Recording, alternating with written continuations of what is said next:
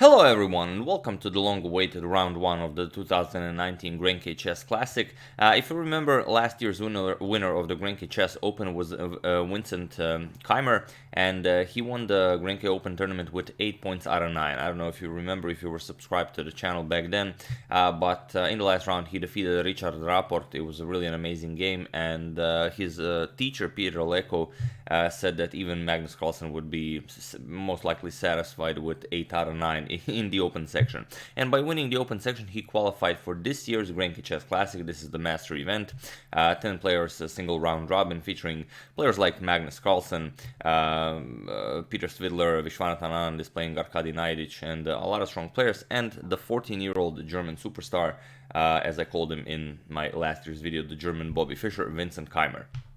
So it's really an amazing game. It lasted some 7.5 hours. I'm really exhausted just by watching it, and I can't even imagine how the players feel after playing such a exhausting game. And we also do have a surprise, but we're gonna get that after a few moves. In the beginning. The tournament lasts from 22nd to 29th of April, and well, it's just a crazy game. Let's dive straight into it, as I'm really tired just from watching it. And it's interesting, Vincent Keymer is twice as young as Carlsen, so Vincent is 14, Carlsen is 28.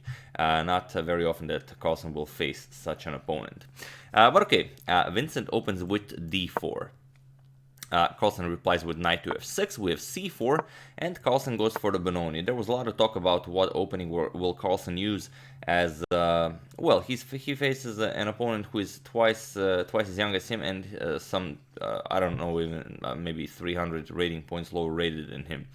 So you kind of have to win, because if you draw, you lose rating points, and there's a lot of pressure. So d5, advancing the pawn, going into the main line of the Benoni. G6, we have knight to c3, d6, and e4 now. Bishop to g7, all pretty standard, knight to f3, and castles by Carlsen. Bishop to e2, and now e5. Closing up the position, not going for e6, so this is, I believe, a check Benoni. We have castles by Keymer, and now knight to e8 by Carlsen, announcing that he's ready to push f5 at some point. We have knight to e1 by Vincent, also preparing f4. We have f5, pawn captures on f5, g captures on f5, and now Vincent goes for f4. And here there are a lot of ideas. This position already happened.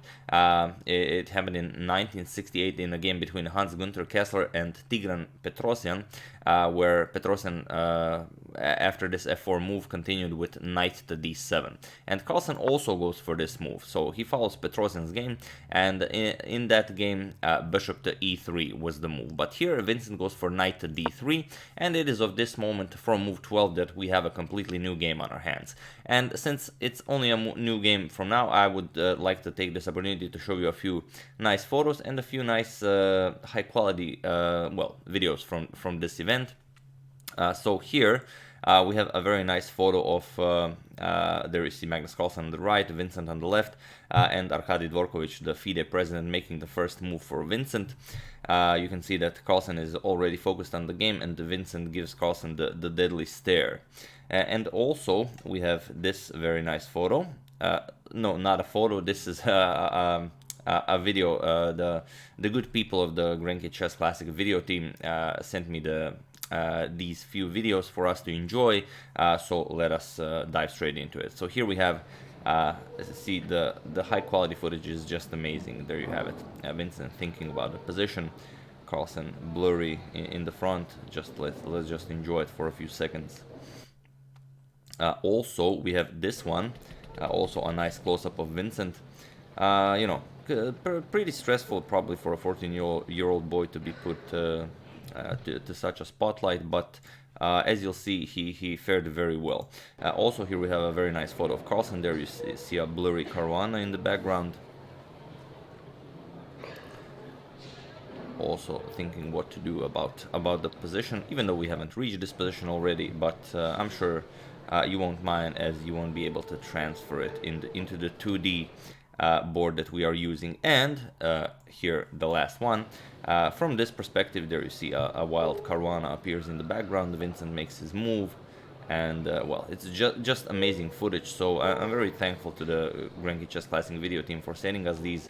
They're just amazing. But getting back to the game, knight d3, it's a new game from this position, and it invites Carlsen to push e4.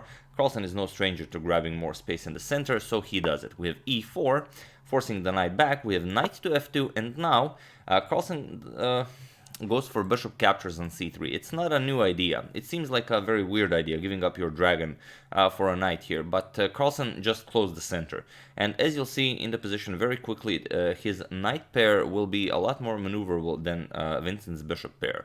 So a6 is another possibility, just taking away the b5 square for the knight, maybe preparing b5 at some point, but Carlsen goes for this forcing line. Bishop captures on c3, b captures, and now knight d to f6, remaneuvering the knights over to the queen side, to the king side. Knight g7 is the idea, and the queen will try to create some sort of an attack against the white king via queen to e8 and queen to g6. Bishop to e3 by Vincent, and knight to g7 as planned, and queen to e1. Now guarding the c3 pawn, but also the queen is now ready to also enter the king side. Bishop to d7, and now comes knight to d1. We have bishop to a4, and h3 now. And here Carlsen eliminates Vincent's knight. Bishop captures on d1, we have queen captures on d1, and now just queen to e8, preparing to go to g6 to start an attack. And here you can see the center is all closed up, so there are no breakthroughs possible in the center.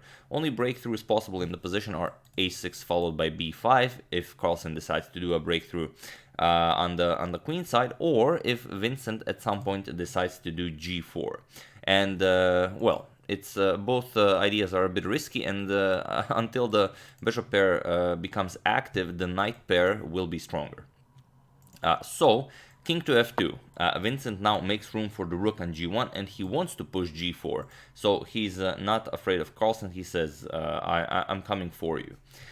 Queen to g6 by Carlsen, and now comes rook to g1. And here, king to h8. Already by this point, they are at move 21, and Vincent's been spending a lot of time, which is, you know, not strange.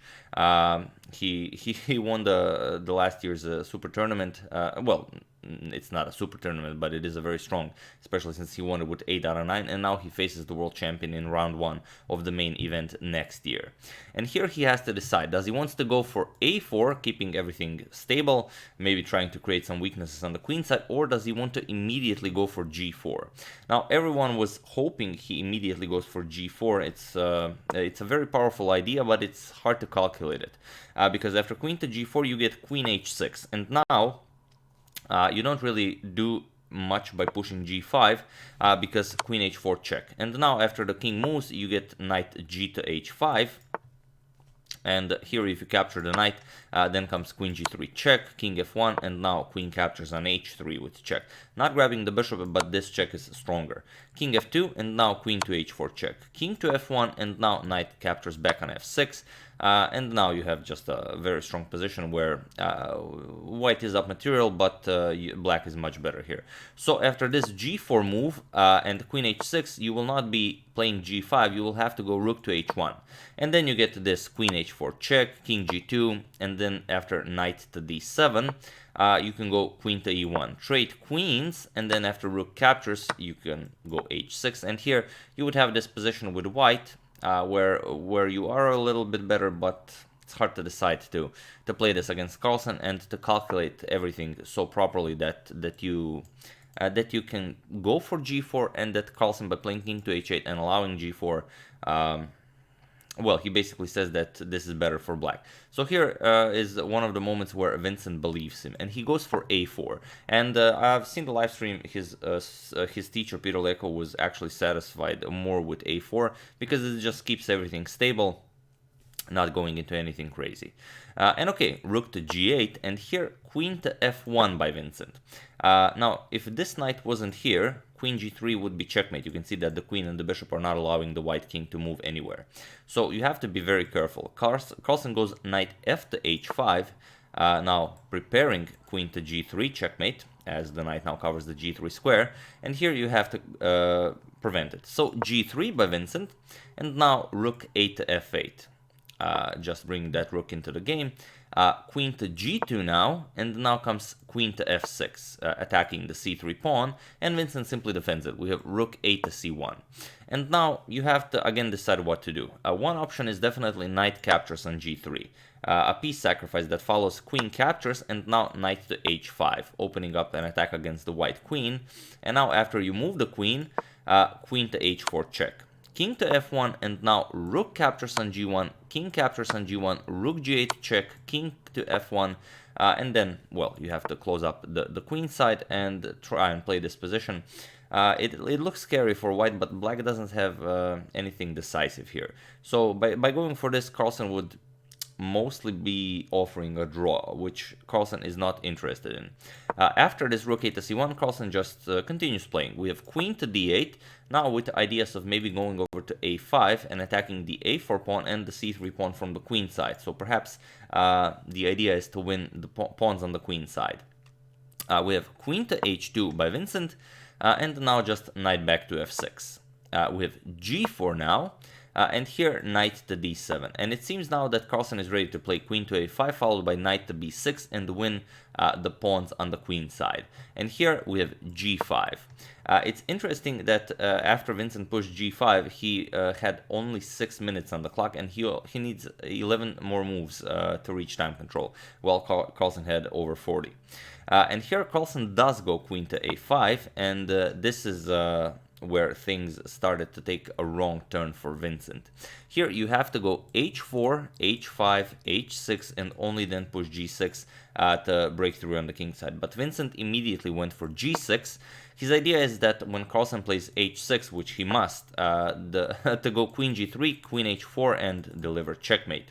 But it's not all that easy. First we have rook to b1, and now rook to b8, defending this pawn, not b6, blocking off the queen's retreat to the d8 square.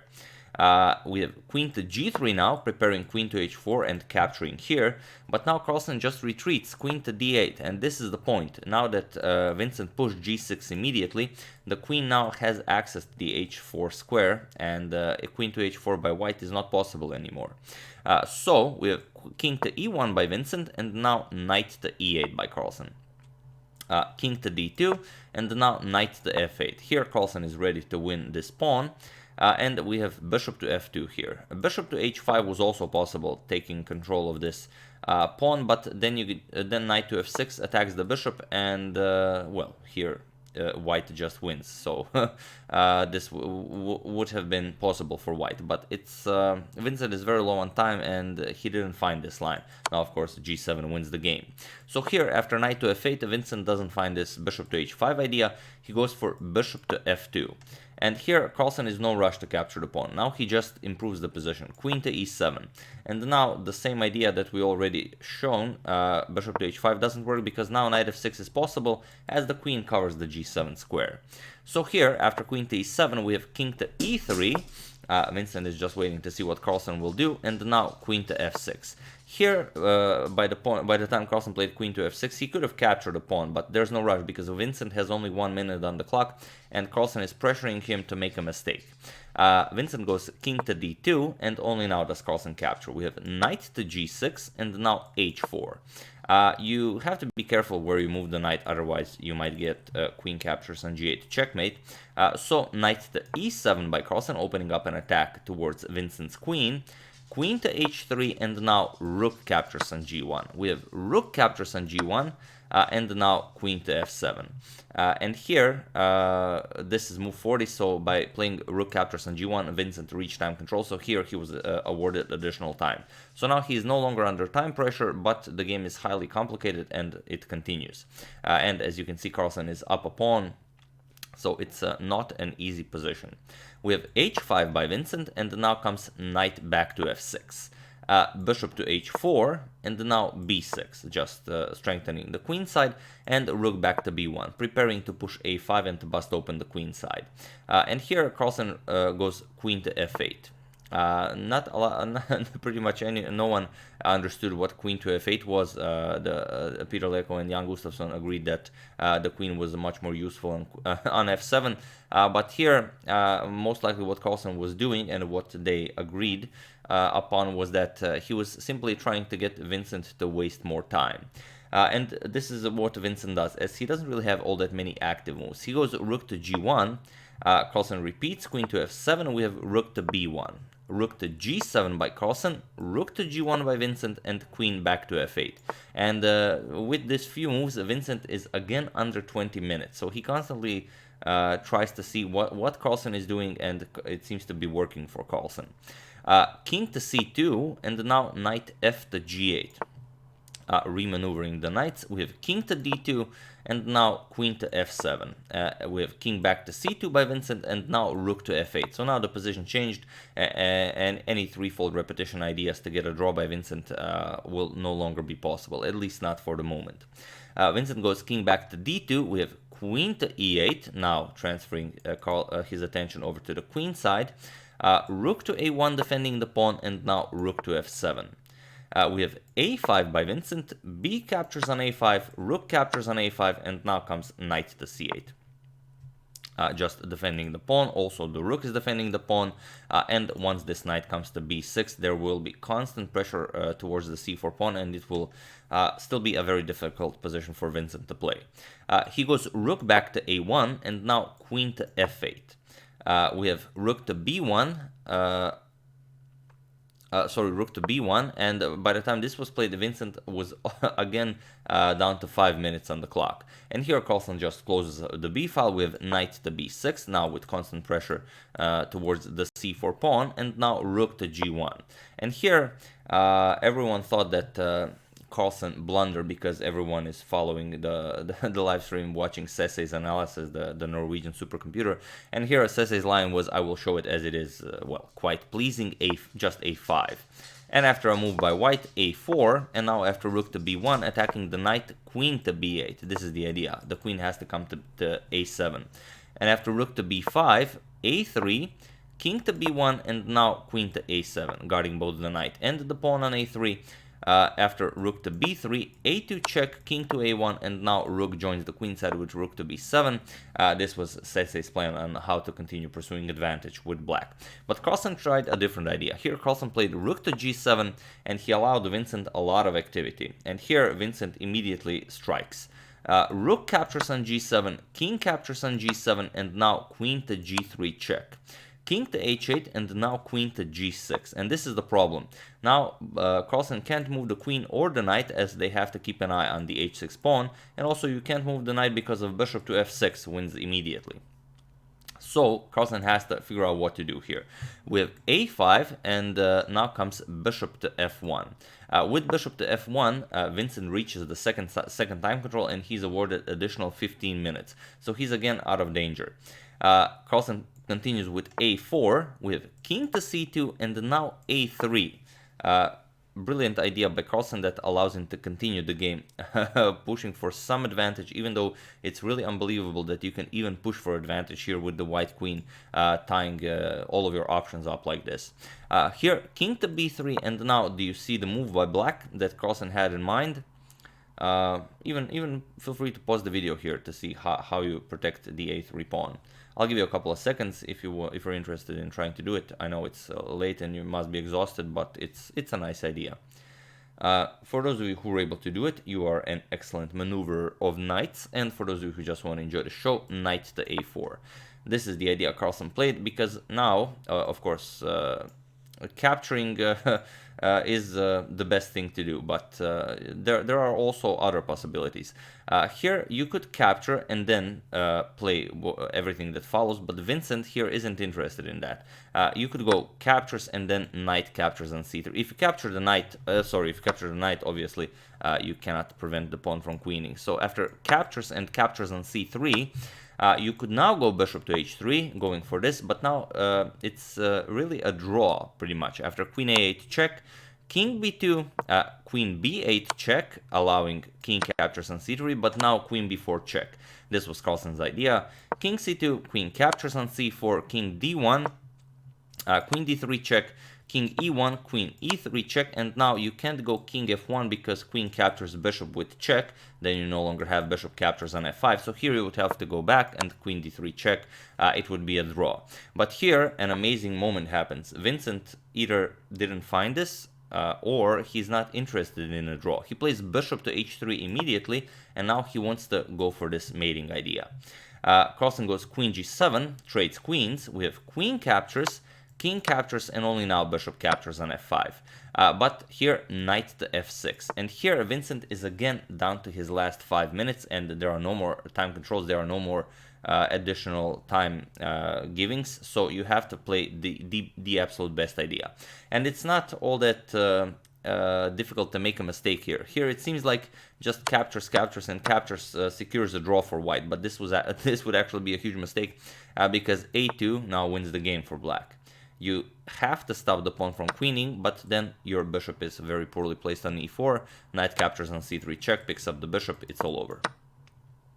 So, after knight to f6, Vincent played king captures on a3. It's the only good move for white. And now the game continues. Carlsen goes knight captures on c3, and here you have to go king to b3. After king to b3, knight e2, bishop captures on f6, king captures on f6, and bishop captures on e4, with knight captures on f4, and then bishop to f3 guards the pawn, and this position is now a draw. But with 2 minutes on the clock, Vincent doesn't find king to b3. He plays bishop to f2, preventing Carlsen from pushing the passed pawn, and gives new life to the position. Carlsen goes knight to e2, attacks the f4 pawn, but now first king to a4. King to a4 is not a great move, but it's hard to see with so little time on the clock why. King to b2 was better, but you will see why. Vincent went king to a4. He wants to go over here, grab this pawn, move the king, and queen the d pawn. But as you'll see, it is quite troublesome. Knight captures on h5 by Carlsen, and here we have king to a5. You can't capture the pawn just yet, because here you see that the bishop is again oddly placed, because knight c3 check picks up the bishop. So here Vincent has to move the king yet again, king a5, and now knight back to f6 defends the pawn, and now Carlsen is again in an endgame where Vincent is really down to his last minute and he's up a pawn. A knight pair against a bishop pair, this is really, this is just legendary. King to b6, going for the d6 pawn. We have king to f7 by Carlsen and king to c7. And here with king to e7, Carlsen protects the base of his pawn chain. Now comes bishop to e3. And again, it's a very delicate position. You have to be very careful. Knight to d4. You cannot capture, otherwise you get two connected passed pawns. So you have to move the bishop. Bishop to g6, and now comes h5 by Carlsen, preparing to push h4. Bishop to f2, guarding the h4 square, and now knight to f3. We have bishop to f5, now controlling the h3 square, so if Carlsen starts pushing the f pawn, it will not be all that easy.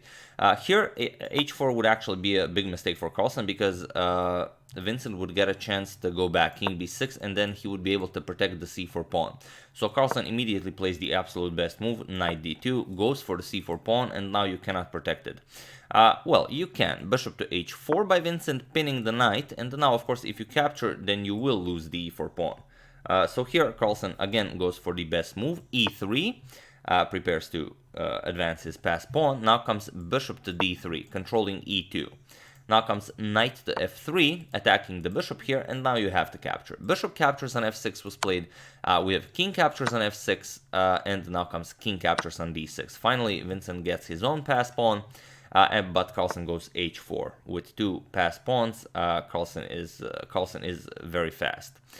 We have king to c7. Now Vincent is also ready to push his passed pawn to victory, and it's a very delicate position. So feel free to pause the video here and try to find the best move for Carlsen in this position. You've been playing for 7 hours already. You don't want to make a mistake here.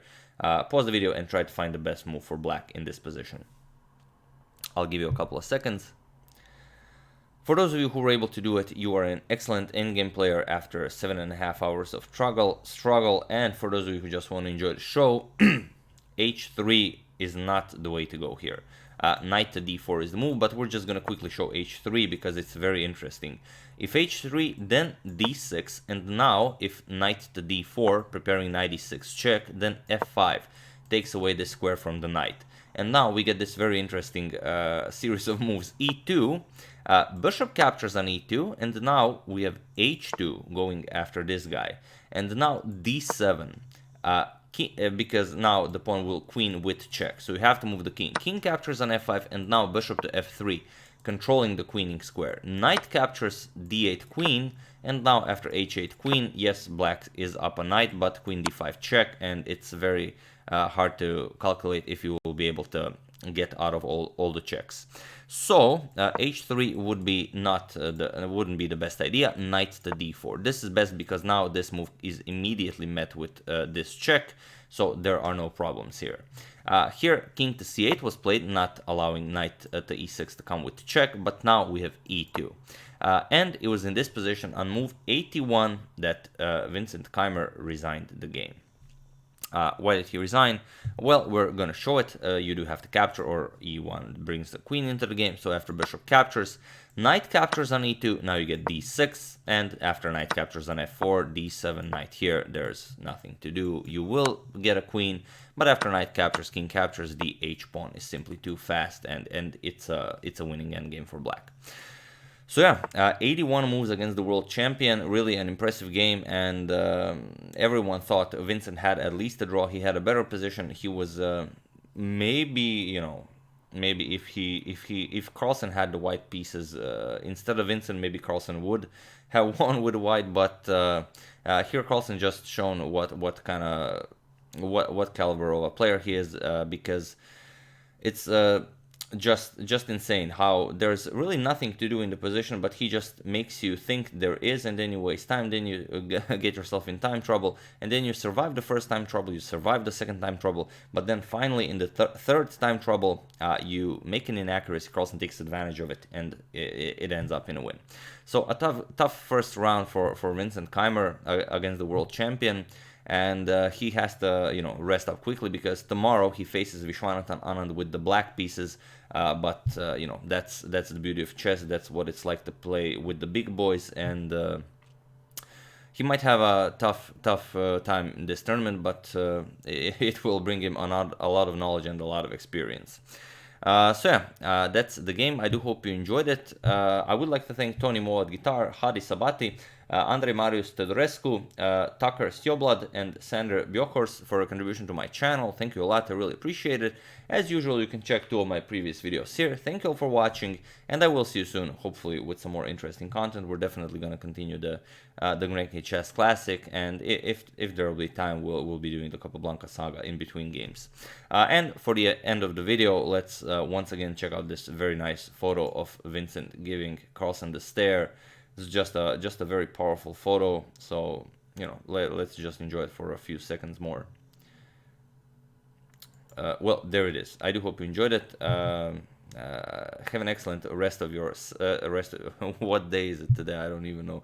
Have an excellent rest of your Saturday, and I will see you soon.